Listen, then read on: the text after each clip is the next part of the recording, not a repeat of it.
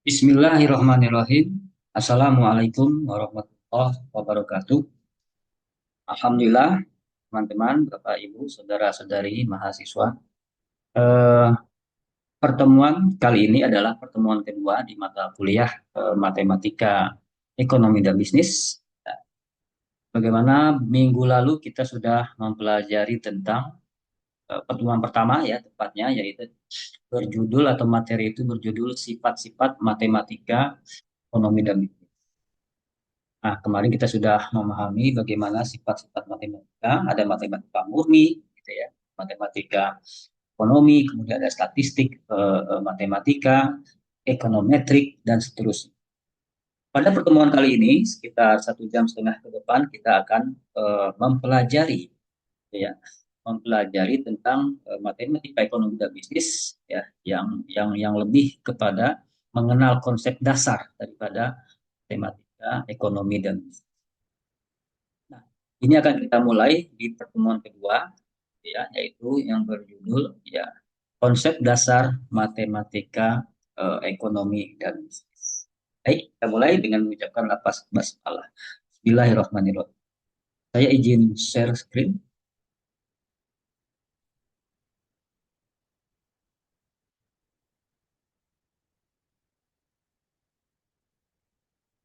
Baik, baik, ya. Bab 2 konsep dasar matematika dan ekonomi bisnis. Nah, itu balik ya maksudnya. Konsep dasar matematika ekonomi dan bisnis. Ya, salah ketik ya. Konsep dasar matematika, ekonomi dan bisnis ya, model ekonomi. Nah, model ekonomi. Saya bacakan terlebih dahulu.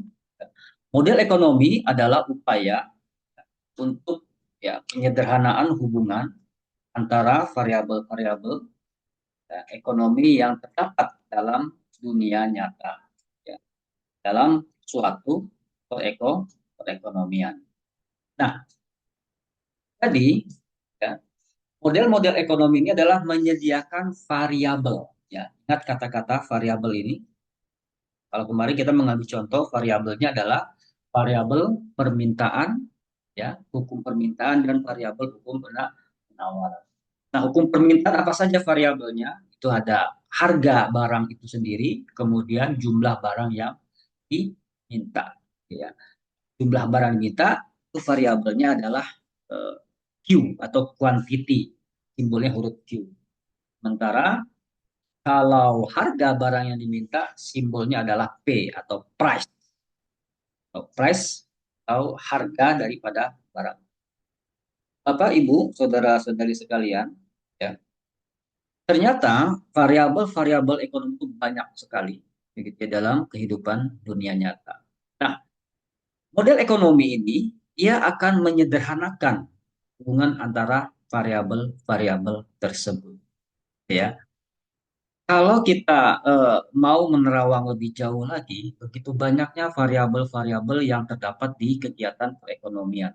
Ya, kalau kita ambil contoh seperti kemarin, ada apa namanya hukum permintaan, ada hukum penawaran, yang mana jumlah barang yang diminta itu dipengaruhi oleh harga, jumlah barang ditawarkan dipengaruhi oleh harga. Nah, bagaimana cara menyederhanakannya? Inilah tugas daripada model ekonomi ini. Ya.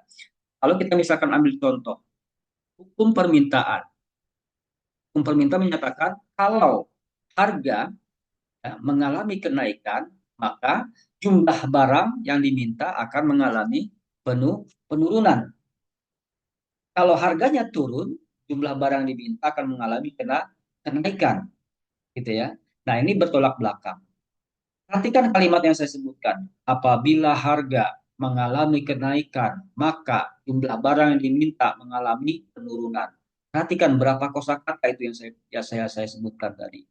Dan sebaliknya, apabila harga mengalami penurunan, maka jumlah barang yang diminta akan mengalami kenaikan. Berapa paragraf kalimat yang saya sebutkan tadi?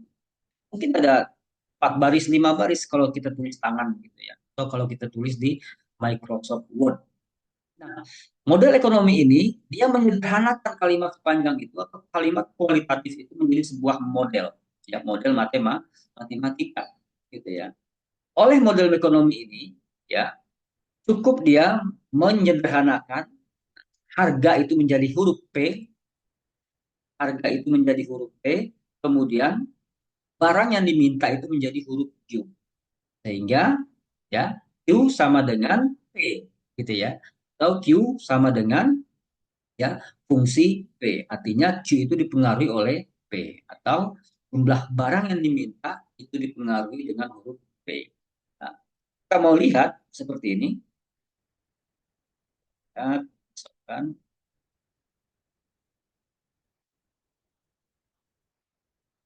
nah, perhatikan di sini. Ya. Kalau kita tulis kalimat apabila kan gitu ya, apabila ya harga suatu barang mengalami kenaikan, maka jumlah kan gitu barang yang diminta akan mengalami penurunan. Dan sebaliknya, apabila harga mengalami penurunan, maka jumlah barang yang diminta akan mengalami kenaikan. Perhatikan ini berapa kalimat ini. Ini namanya hukum permintaan. Nah, ini hukum permintaan. Kalau kita searching, kita buat blog, di sini ada ya 28 kata. Nah, 28 kata kalau kita lihat. 28 kata. Nah, oleh matematika, harga itu diganti dengan huruf apa? Dilambangkan dengan huruf P, gitu ya. Kemudian jumlah barang yang diminta ya, dilambangkan dengan huruf Q. Ini matematika. Dan sebaliknya, kalau harga,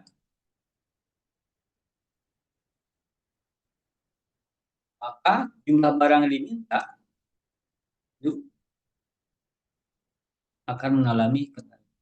Nah, bagaimana model matematika menyederhanakan ini? Ya, P adalah harga barang, P adalah harga barang, kemudian ya, Q adalah apa? Jumlah permintaan atau jumlah barang yang diminta. Nah, oleh matematika, hal seperti ini begitu ya, di apa namanya disederhanakan. Nah, supaya model ekonomi itu disederhanakan menjadi apa? Menjadi, perhatikan di sini, dia akan menjadi sebuah ya, formulasi atau rumus atau fungsi yaitu Q, gitu ya. Q sama dengan fungsi dalam kurung P. Apa ini artinya? Artinya adalah Q, jumlah barang yang diminta ini, ya, jumlah barang yang diminta ini akan dipengaruhi oleh ya perubahan harga, ya, akan dipengaruhi oleh perubahan harga. Artinya harganya naik turun. Nah, pertanyaannya apa? Kalau harga turun, permintaan naik apa turun? Atau kalau harga naik, permintaan naik atau turun? Nah, itu diperjelas lagi, ya, diperjelas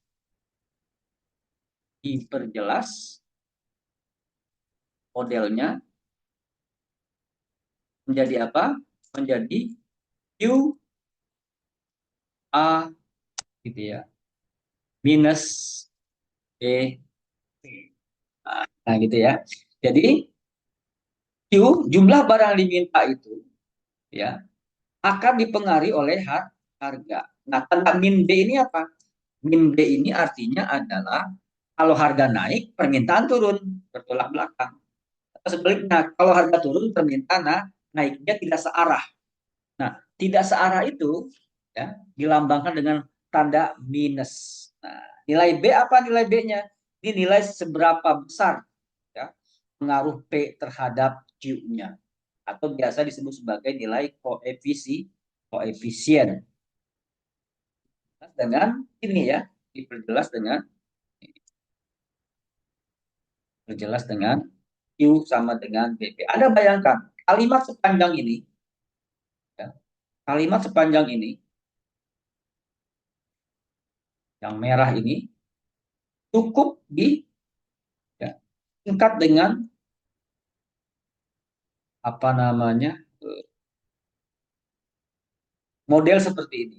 Nah, ini model seperti ini.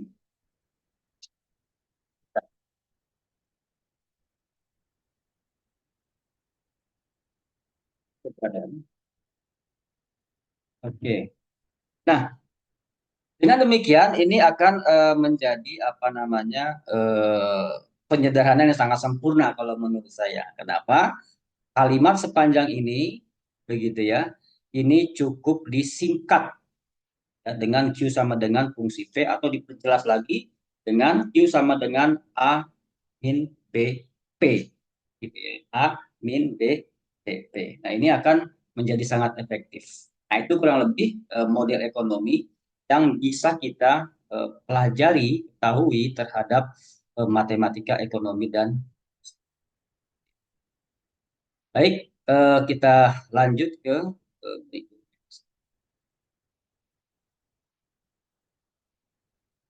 Nah, model ekonomi dapat berbentuk model matematika, gitu ya, juga dapat berbentuk non matematika.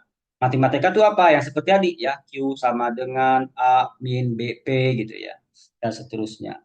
Kalau non matematika berupa kualitatif. Nah, seperti tadi itu yang panjang, apabila harga mengalami kenaikan, maka jumlah barang diminta mengalami penurunan dan seterusnya. Nah, model dalam ekonomi, ya, model ekonomi ini dalam bentuk matematika terdiri dari satu atau sekumpulan persamaan.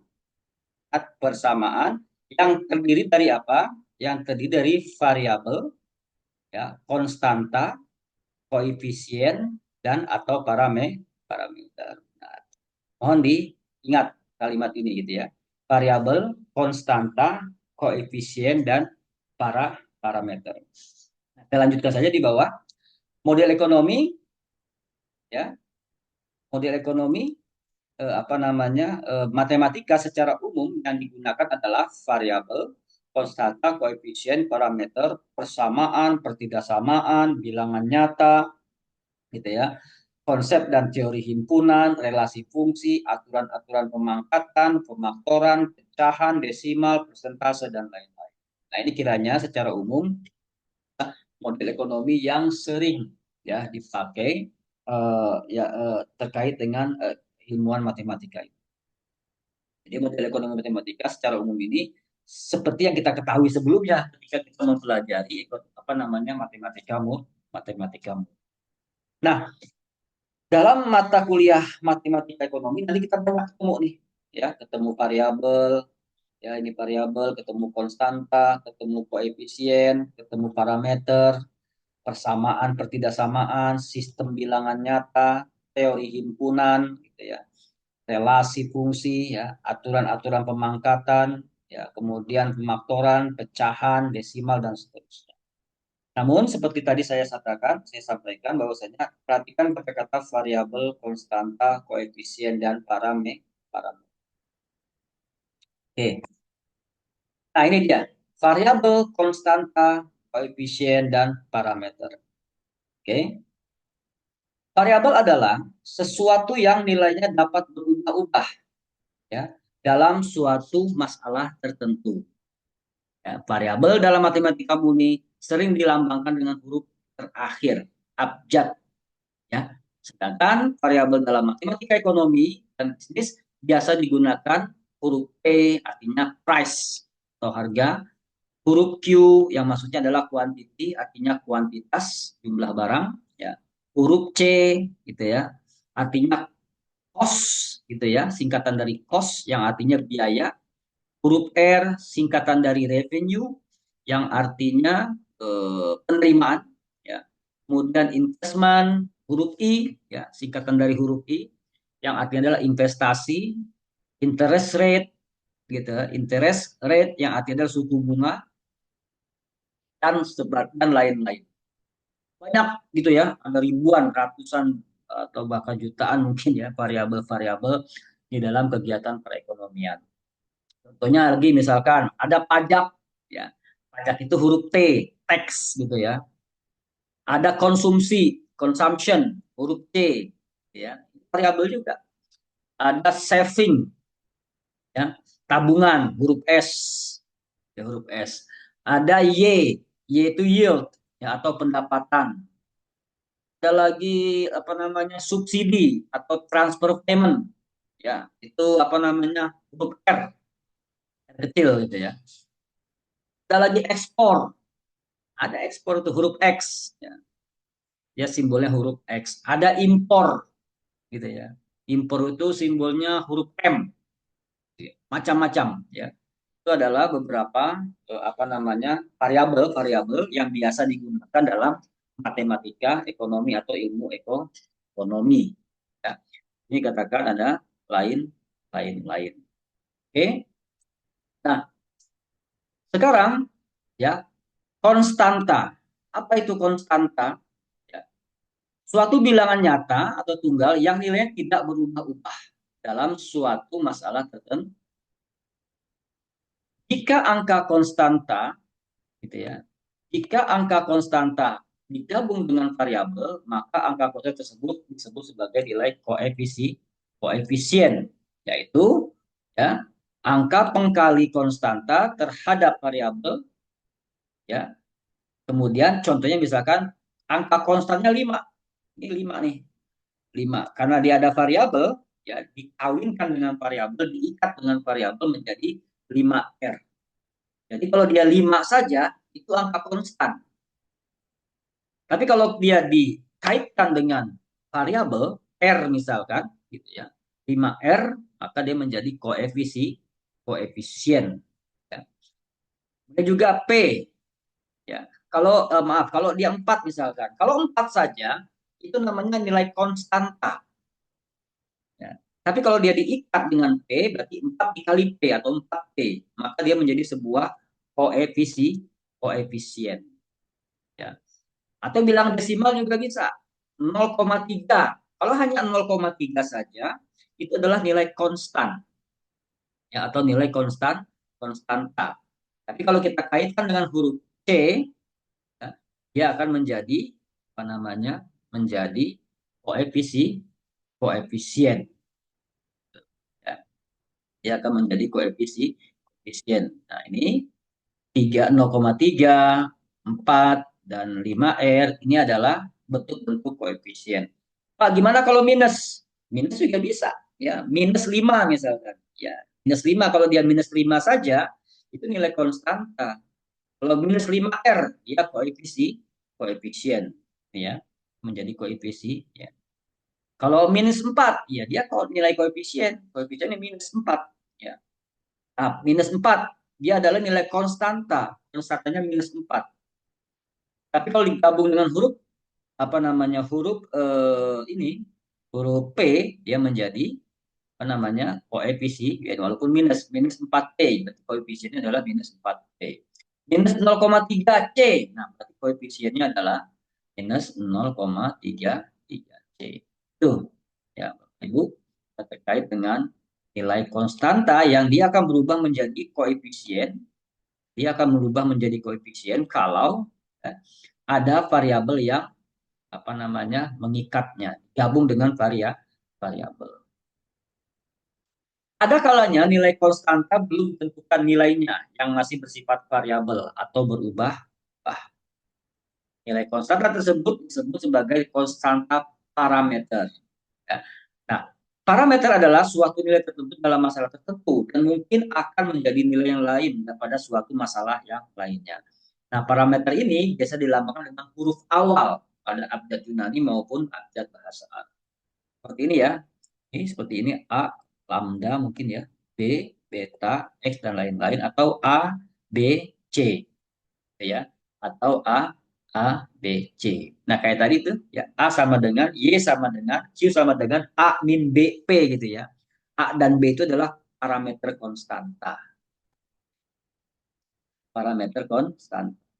Nah, Sekarang kita ambil contoh misalkan, kembali lagi ke apa namanya.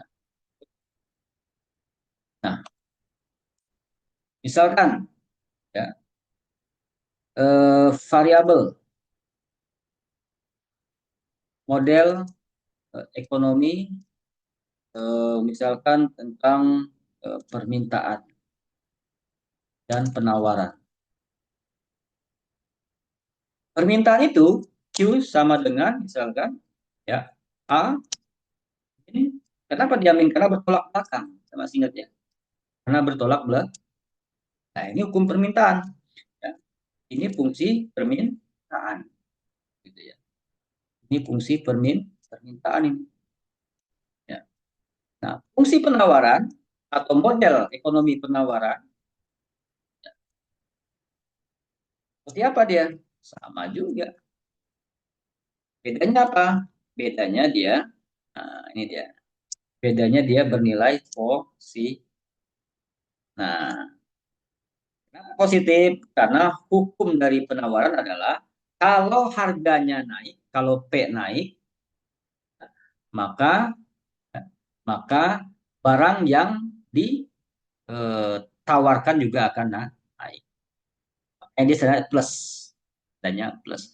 Nah, Q ini adalah variabel nih, ya. Variabelnya adalah apa? Variabelnya adalah variabelnya adalah eh, apa namanya? Variabelnya adalah Q dan P.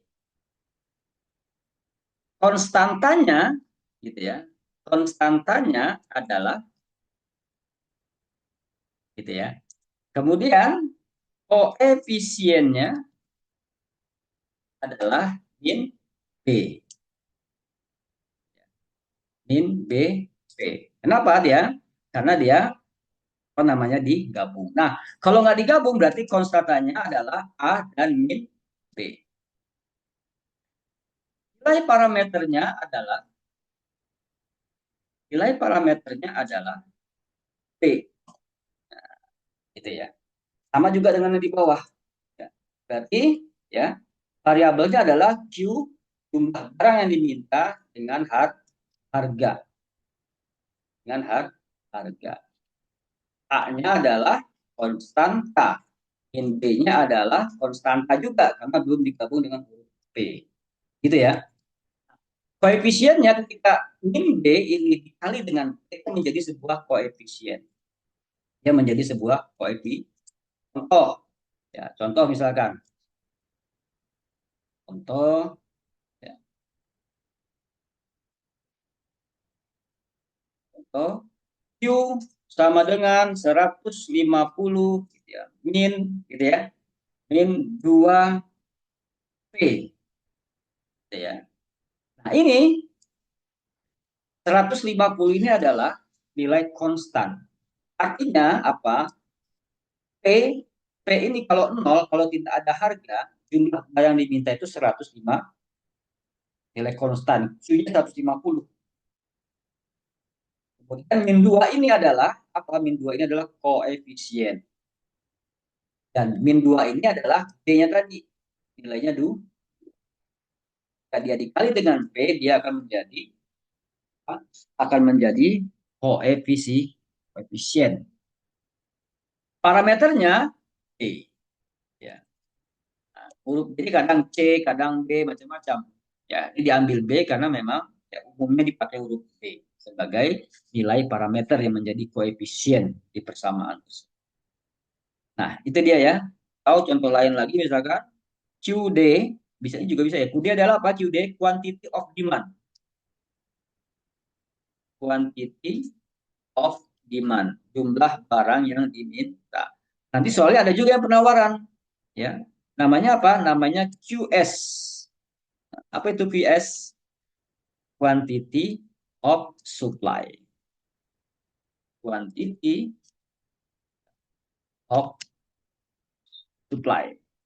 Ini adalah jumlah barang yang diminta atau jumlah permintaan, ya.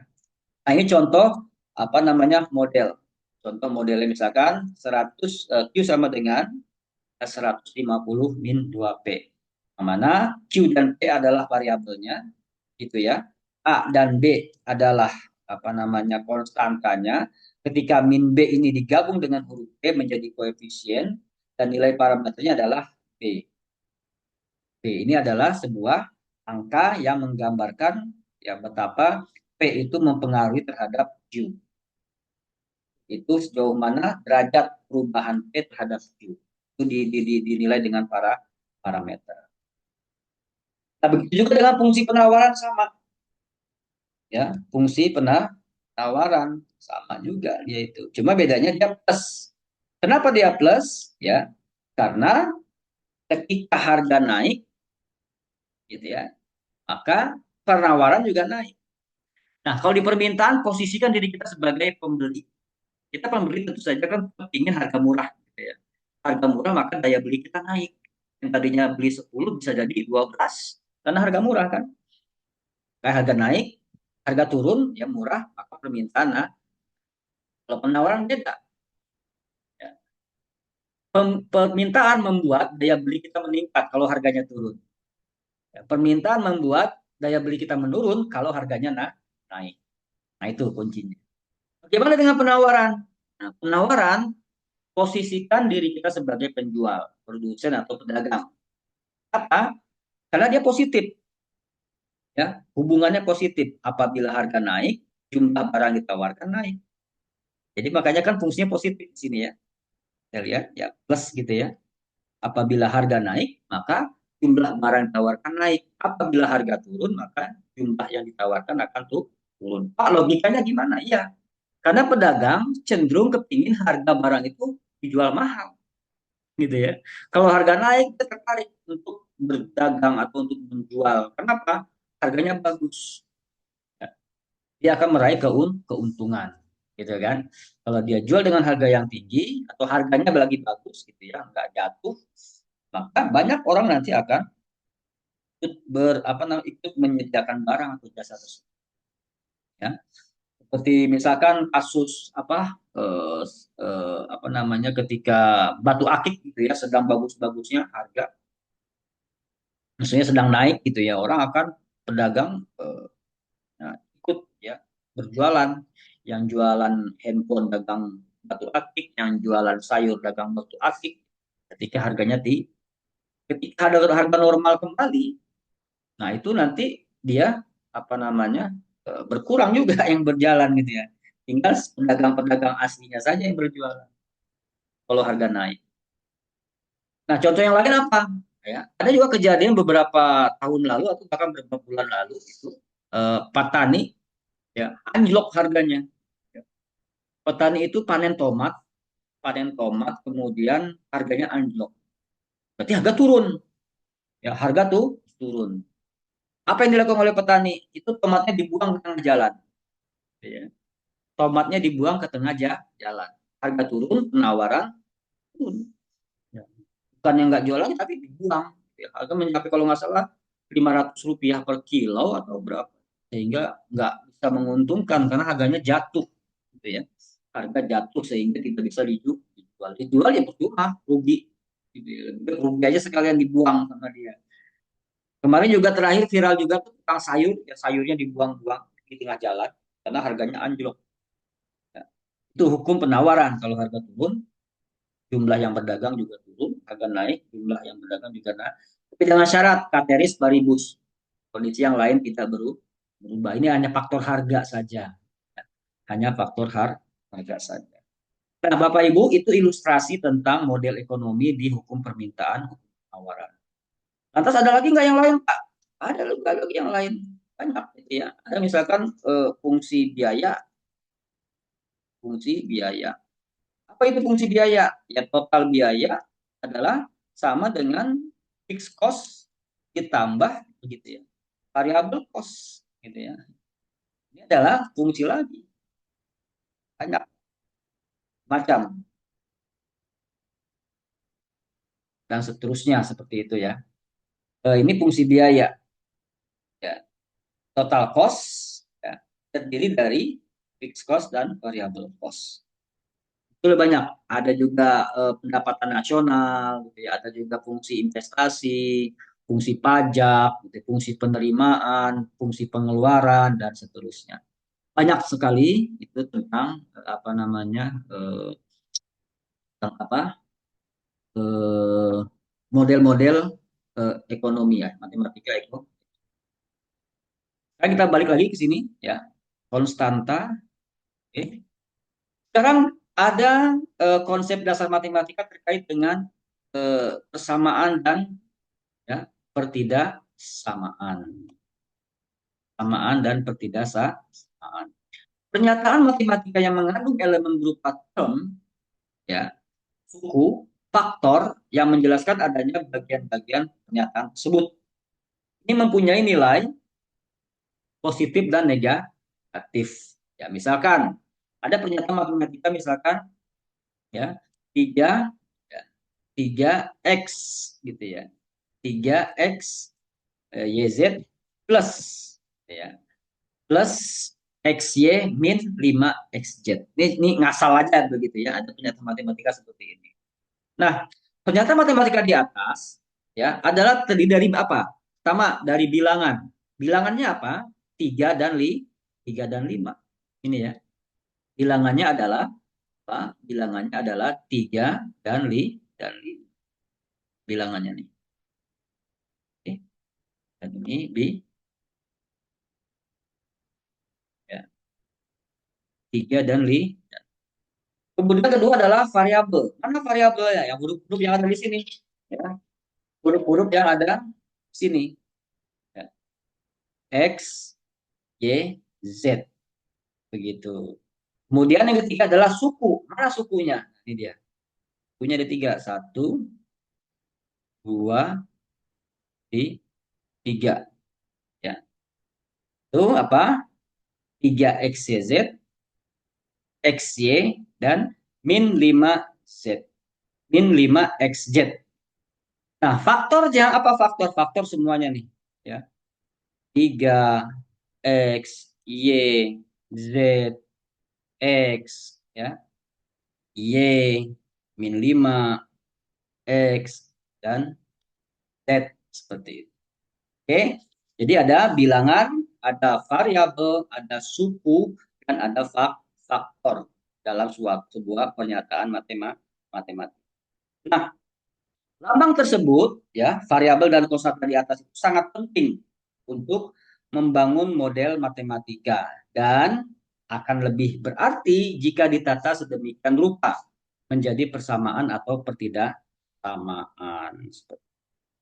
Baik, sekarang kita lanjut ya. Ya, hapus dulu.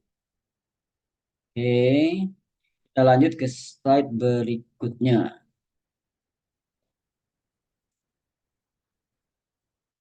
Nah, persamaan, ini ya, persamaan dikatakan di sini, persamaan adalah suatu pernyataan bahwa dua lambang adalah sama. Ya, dua lambang adalah sama. Sedangkan pertidaksamaan, ya, sedangkan pertidaksamaan suatu pernyataan yang melambangkan bahwa dua lambang adalah tidak sama. Nah, ini kan sudah kita pelajari sebetulnya waktu kita SD, SMP, SMA begitu ya. Nah, persamaan biasa dilambangkan dengan apa? Dengan kode ini nih. Ya, sama dengan gitu ya, persamaan. Nah, ketidaksamaan biasa dilambangkan dengan apa? Biasa ini ya. Ini lebih kecil, ya. Ini lebih besar, kemudian ini tidak sama deh. Nah, umumnya seperti ini ya, persamaan dan ketidaksamaan. Baik, saya sudah paham, tidak perlu dijelaskan lagi. Ya. Nah, poin ketiga ini dikatakan bahwasanya dalam matematika ekonomi dan bisnis ada tiga macam persamaan. Nah ini ya, mohon diperhatikan, ada tiga macam persamaan. Yang pertama adalah persamaan definisi. Definisi ini pengertian gitu ya, atau makna atau apa namanya maksud. Ya, lebih dekat dengan definisi gitu ya, pengertian-pengertian. Kemudian yang kedua adalah persamaan behavior atau perilaku, persamaan perilaku. Dan yang ketiga adalah kondisi keseimbangan. Baik, kita lanjutkan. Next di apa namanya di slide berikutnya. Ya. Nah, kalau kita lihat ketiga persamaan tersebut, nanti kita bakal bakal oh ternyata di situ ya, ya ternyata di situ gitu ya. Kita perhatikan yang pertama ya, persamaan definisi atau identity ya. Artinya adalah suatu bentuk persamaan di antara dua pernyataan yang mempunyai arti yang sama. Seperti contoh, misalkan penerimaan ya atau total penerimaan namanya TR, total revenue. Ada perkalian antara P dan per unit dengan jumlah barang. Nah, TR dikali TR sama dengan adalah P dikali Q. Artinya apa? TR ini asalnya dari mana? Asalnya dari P dikali Q. Ya. TR ini adalah total revenue. Ya. P ini adalah ya apa namanya price harga. Ya. Kemudian Q ini adalah apa? Jumlah barang yang dijual. Kenapa yang dijual? Karena revenue, penghasilan, omset, begitu ya. Jadi jumlah penerimaan total atau total revenue itu sebetulnya terdiri dari ya jumlah barang yang dijual dikalikan dengan harga, gitu ya. Contoh lain banyak, misalkan biaya total. Biaya total terdiri dari apa? Dari biaya tetap dan biaya tidak tetap. Rumusnya adalah TC sama dengan fixed cost ditambah variable cost. Nah, itu namanya persamaan identitas apa atau definisi gitu ya. Persamaan definisi gitu ya. Atau misalkan ya 2 tambah 2 sama dengan 4. Nah, itu persamaan definisi. Karena 4 itu hasilnya 2 tambah 2 gitu ya. Atau misalkan 15. 15 sama dengan adalah 30 dibagi 2. Itu persamaan definisi. 100 adalah sama dengan gitu ya 200 dibagi 2 atau 1000 dibagi 10. Itu namanya persamaan definisi. Kalau dalam ekonomi bisnis ya tinggal dijelaskan saja OTR. Ya, TR itu adalah P dikali Q. Biaya total adalah biaya tetap tambah biaya tidak tetap. Pendapatan gitu ya. Pendapatan itu adalah misalkan ya konsumsi masyarakat gitu ya. Kemudian investasi kalau bicara tentang pendapatan apa keseimbangan pendapatan nasional. Oke, itu tentang persamaan definisi. Yang kedua adalah persamaan perilaku atau behavioral equation. Artinya apa? Suatu persamaan yang menunjukkan bahwa perubahan perilaku suatu variabel sebagai akibat dari perubahan variabel lainnya. Misal, ya, perubahan perilaku pola konsumsi secara keseluruhan sebagai akibat dari perubahan pendapatan nasional. Misalnya lagi perubahan biaya total, perubahan sebagai akibat dari perubahan dalam jumlah produk produksi. Nah, kayak kita nih konsumsi ke pendapatan. Ya. Kalau penghasilan kita naik, otomatis konsumsi kita akan naik. Nah ini kan perilaku. Gara-gara Y-nya naik, maka konsumsi juga akan naik. Itu nanti ada di fungsi konsumsi, gitu kan? Bulan ini gaji saya 5 juta, saya cicil motor, gitu ya. Saya cicil motor. Kemudian bulan depan, gitu ya, gaji saya naik jadi 10 juta. Saya nyicil mobil, gitu ya. Dan mustahil kalau kenaikan pendapatan itu nanti justru konsumsinya turun atau tetap ya nggak masuk akal begitu ya. Nah itu yang disebut dengan persamaan perilaku. Yang kedua ini misalkan apa nih? Biaya total terhadap produksi. Ya. Kalau semakin banyak produksi ya semakin banyak biaya, gitu kan? Produksi 10 biaya 10 juta misalkan. 10 unit ya produksinya sejuta, gitu, 1 juta. Tambah lagi 10 unit, ya produksi jadi 2 juta, 1,5 juta atau bahkan 3 juta. Nah, ini perilaku yang disebut dengan persamaan perilaku. Seperti ini misalkan, TC sama dengan 125 Q. Gitu ya. Q ini kan naik turun. Artinya jumlah yang diproduksi kalau naik, maka TC-nya akan naik, gitu ya. Kalau Q-nya turun, maka TC-nya akan turun. Nah, ini akan mempengaruhi ya apa namanya variabel yang lain. Variabelnya adalah apa? Jumlah barang yang diproduksi dengan biaya. Kalau biayanya naik, maaf, kalau jumlah produksinya naik, maka biaya akan naik. Kalau jumlah produksi turun, maka biaya akan turun. Makanya di sini positif. Nah, ya masih ingat yang tadi di awal, gitu ya. Dia akan berbentuk positif. Karena apa? Karena naik turunnya itu dipengaruhi oleh apa? Pergerakan daripada jumlah produksi. Ini nanti akan mempengaruhi berapa biaya ketika produksi di jumlah tertentu. Oke, itu yang kedua ya, persamaan perilaku ya, behavioral ya equation. Nah, sekarang ya persamaan keseimbangan gitu ya. Nah, kondisi keseimbangan adalah suatu persamaan yang menggambarkan masyarakat untuk mencapai keseimbangan equilibrium. Nah, bagi Bapak Ibu, saudara-saudari yang belum pernah mendengar kata-kata equilibrium, equilibrium adalah keseimbangan pasar. Apa itu? Ya, yaitu adalah persamaan antara barang yang diminta dengan jumlah barang yang ditawarkan. Quantity of demand, jumlah barang yang diminta, jumlah permintaan itu sama dengan jumlah barang yang ditawarkan. Gitu ya. Ini persamaan imbangan namanya. Seimbangan. Nah, maksudnya apa nih? Quantity of demand adalah sama dengan quantity of supply. Maksudnya adalah ya, segala kalau kita masih ingat ya, kalau bicara quantity of demand posisikan kita sebagai pembeli. Bicara permintaan posisikan kita sebagai pembeli.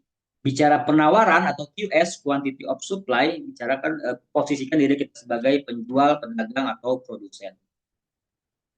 Apa itu quantity of demand? Ya jumlah barang yang kita butuhkan yang pengen kita beli. Gitu. Nah, jumlah yang barang yang kita beli ini kan harus tersedia. Nah, makanya jumlah atau QD, quantity of demand, ini harus sama dengan quantity of supply. Dia akan seimbang. Artinya apa? Yang kita butuhkan selalu ada stoknya gitu ya. Yang kita butuhkan selalu ada stoknya. Kita selepas dari kuliah ini, kita misalkan mau cari air mineral. Kan kita nggak khawatir. Nggak khawatir kehabisan air mineral. Kita nggak khawatir. Nggak buru-buru, nggak ketakutan, takut habis. Enggak. Kenapa? Karena kita yakin pasti banyak yang jual. Gitu. Begitu juga dengan pedagang. Pedagang tuh nggak khawatir dah belanja, supply, mendisplay barang-barangnya. Karena sudah ada yang beli, gitu ya. Pasti ada yang beli. Dia nggak khawatir nggak laku. Makanya ciri-ciri equilibrium atau keseimbangan pasar itu adalah pertama, ingat ya, pertama pembeli, konsumen, ya, pembeli maupun konsumen itu tidak pernah khawatir bakal kehabisan produk, baik barang maupun jasa. Itu ciri-cirinya. Nah, itu kalau ada produk, apapun produknya ya, kacamata, minuman, ya, pulsa, beras, minyak, ikan, daging, sayur, apapun produknya, ketika kita butuh produk itu, kita tidak khawatir bakal kehabisan, itu kondisi equilibrium. Nah, harga berapa? Tergantung macam-macam harganya. Kayak air mineral. Ya, kita kapan sih beli air mineral kita takut kehabisan? Nggak pernah ya. Berarti kan equilibrium terus ya. Seimbang terus. Di harga berapa ya? Air mineral 3.000, 4.000, 5.000 dihargai. Ya. Nah itu ciri yang pertama. Ciri yang kedua, ya pedagang, penjual atau produsen tidak pernah khawatir produknya nggak laku. Nah, itu ya. Itu ciri-cirinya. Kalau misalkan pedagang ya di suatu produk gitu ya, pedagangnya tidak takut ya nggak khawatir barang yang nggak laku, pembelinya tidak khawatir kehabisan barang, maka pastikan produk tersebut dalam kondisi equilibrium atau seimbang. Makanya rumusnya dalam matematika kondisi tersebut disebut sebagai apa? QD sama dengan QS gitu ya. QD sama dengan QS gitu. Nah, itu tentang keseimbangan pasar. Ada juga model kondisi keseimbangan nasional. Nah, ini makroekonominya nih. Ya. Yaitu persamaan antara jumlah tabungan dengan jumlah investasi. Yaitu S sama dengan I. Apa itu S? S ini saving, tabungan. Apa itu I? I ini adalah investasi. Nah, Bapak Ibu, saudara-saudari, dalam apa namanya keseimbangan pendapatan nasional itu Y sama dengan, ya kalau kita mau lihat di ketik ini, saya ketik dulu begitu ya. Nah, keseimbangan ya, keseimbangan pendapatan nasional itu, Bapak Ibu, adalah Y yang pertama, perilaku yang pertama. Apa dia perilaku pertamanya? Ya. Y sama dengan C ditambah S. Apa artinya ini? Ketika kita mempunyai penghasilan Y, ketika punya penghasilan atau Y, maka sebagian besar akan kita apa? Kita konsumsi. Kita beri konsumsi, kita keluarkan gitu ya, kita konsumsi. Sisanya terkadang ditabung. Berarti Y sama dengan C plus S. Ya. Perilaku yang kedua ini. Ada orang juga ya, ketika mendapat gaji, dapat uang, dapat penghasilan, sebagian dikonsumsi, sebagian di apa? Sebagian diinvestasikan. Jadi Y sama dengan C plus gitu kan? Nah, perilaku pertama adalah Y sama dengan Y gitu ya. Y sama dengan Y. Artinya dia seimbang, maka seimbang apa? Y1 tadi adalah sama dengan Y2. Berarti C gitu kan? Ditambah S adalah sama dengan C ditambah I. Nah, kedua perilaku ini akan seimbang kalau apa? Kalau Y2 sama dengan Y1 atau perilaku pertama sama dengan perilaku kedua. Ya, sehingga dia akan menjadi sebuah keseimbangan. Nah, dia akan seimbang akan apa? Ketika apa? Ketika kita coret. Nah, ini tinggal dicoret karena sama ya. Jadi dicoret aja nih.